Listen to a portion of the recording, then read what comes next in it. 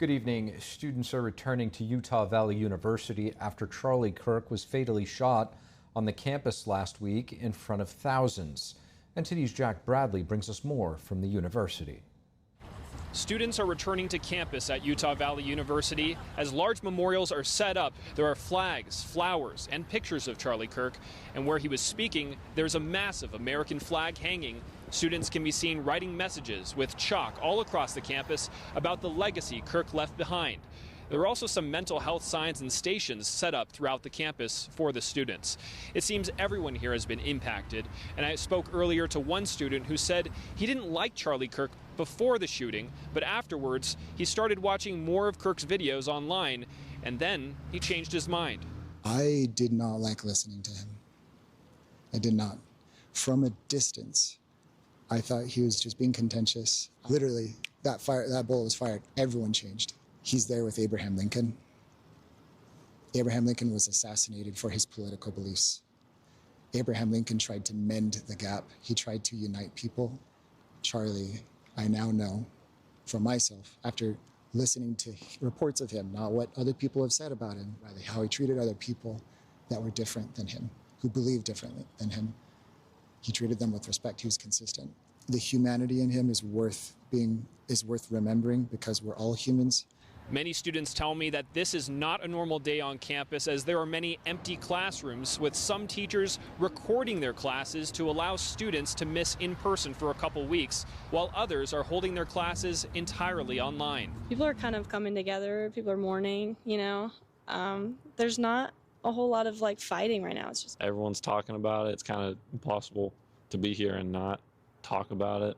Feels like a lot of people realize very suddenly that life is short and precious, and we do have a lot of differences, but it's better to unite. It's been really nice seeing how everyone's come together despite the different political beliefs. And Charlie Kirk made it clear that his first duty was to God, and then his duty after that was to his family, and then obviously to politics after that.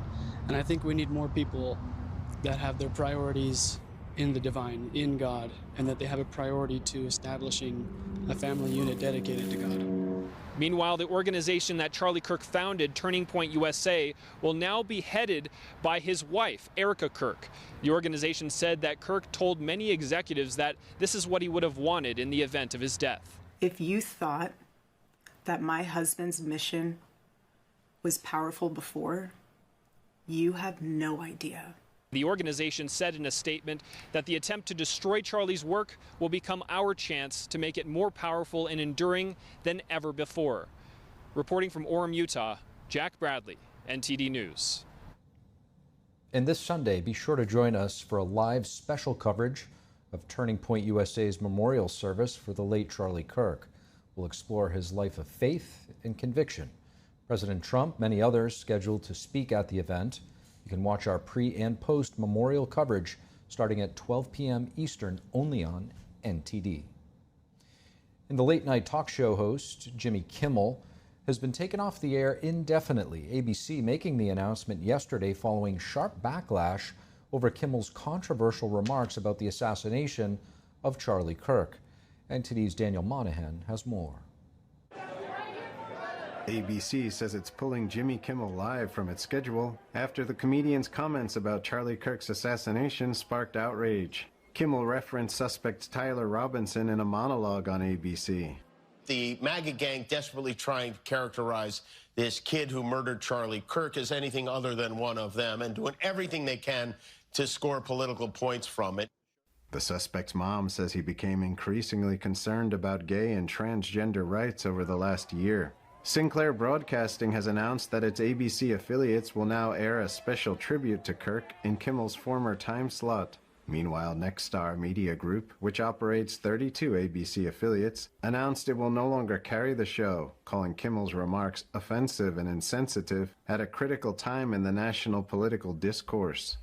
FCC Chairman Brendan Carr also weighed in during an interview with commentator Benny Johnson. In some quarters, there's a very concerted effort to try to lie to the American people. Carr says Kimmel appears to be trying to play into the narrative that Kirk's assassin was MAGA or Republican motivated. And if that's what happened here, with his conduct, that is really, really sick. President Trump reacted to the news on Truth Social, writing, "Congratulations to ABC for finally having the courage to do what had to be done." And at Ball State University, the director of health promotion and advocacy was fired after a post she made about Kirk's death. Daniel Monahan, NTD News. We'll be discussing this more later in the show with our panel, Jason Altmire and Katie Frost. Stay tuned for that. The tech prosperity deal, as it's being called, between the United States and Britain is set to deepen historical and ancestral ties, with hundreds of billions of dollars being injected in investment. Britain is set to gain capital and infrastructure, while the United States seeks to draw from British creativity and innovation. NTD's international correspondent Malcolm Hudson has more for us from London. President Trump and British Prime Minister Keir Starmer hailed the deepening of their two nations' special relationship, saying a raft of deals worth some $340 billion had made those bonds unbreakable. 7 decades after British genius Alan Turing pioneered the field, this agreement will also help America and our British allies dominate the future of artificial intelligence. For Starmer, securing record levels of US investment has validated his offer to Trump of an unprecedented second state visit. Seeing investments in the technology, finance and energy sectors, Trump has said he wants the US to win the global AI race. With China the only real challenger in the space, Britain has chosen to align with its ally to secure the building of data centers and supercomputers. And just look at what we're achieving today together. The deals and investment that you're announcing today break all records. What a day. The investment is intended to help combine US strengths in building AI infrastructure, capabilities and capital with British innovation and creativity coming out of its universities, startups and major companies. Speaking at a business reception in London, Secretary of Commerce Howard Lutnick explained the America First philosophy. He said it means America needs to get its house in order to be the richest and greatest nation on earth. We wear on our shoulders the light of capitalism, the light of freedom, and the expectation that we will help the rest of the world. He told the reception that if the UK had followed America's lead with lighter regulations to enhance investment, the investments announced today would have been 5 times larger from the technology companies. That would have taken the investment to around $1.7 trillion instead of $340 billion. But Lutnick said the US tech companies are afraid the UK is following Europe with tougher regulations, saying he hopes the UK follows America's path instead. Malcolm Hudson, NTD News, London. On the second day of his historic state visit, President Trump announcing a major move against Antifa. This while the president says his administration has been working to retake a base in Afghanistan from Taliban control. NTD's Mariotsu has more from the White House. I told him, I said, Charlie, I think you have a good shot someday at being president. President Trump, on his historic second state visit to the UK, is thanking the British citizens who offered condolences after Charlie Kirk's assassination. But I hope that together our nations can lead a movement to defend the glorious traditions of freedom on both sides of the Atlantic. This as the president announces he's designating Antifa as a major terrorist organization. We're going to do a big thing with respect to Antifa. It's a sick group. I mean, very, very sick group. Antifa causes tremendous incitement. Where they're throwing bricks at cars of ICE and Border Patrol. While Antifa claims to oppose fascism, its members, often wearing all black clothing and masks, have come under scrutiny for doxing and intimidation. The Trump administration is vowing to crack down on groups it says are fueling political violence. We have some pretty radical groups and they got away with murder. And in a moment of dissent, President Trump says he disagrees with Prime Minister Keir Starmer's expected move to recognize the Palestinian state. One of our few disagreements, actually. Although both leaders condemn Hamas. They're a terrorist organisation who can have no part in any future governance in Palestine.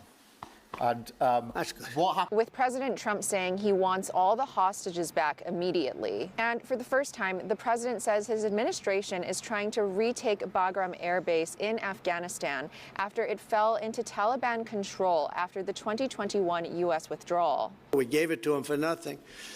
We're trying to get it back, by the way. As you know, it's an hour away from where China makes its nuclear weapons. And the president is back in Washington, D.C. tonight. And tomorrow, he's expected to talk to Chinese Communist Party leader Xi Jinping and finalize a TikTok deal that could allow American investors to own the app and keep it alive in the U.S. Reporting from the White House, Mariotsu, NTD News. And in the Middle East, a truck driver carrying humanitarian aid opened fire on civilians in the West Bank, killing 2 Israelis. Meanwhile, internet and phone service was cut off across the Gaza Strip.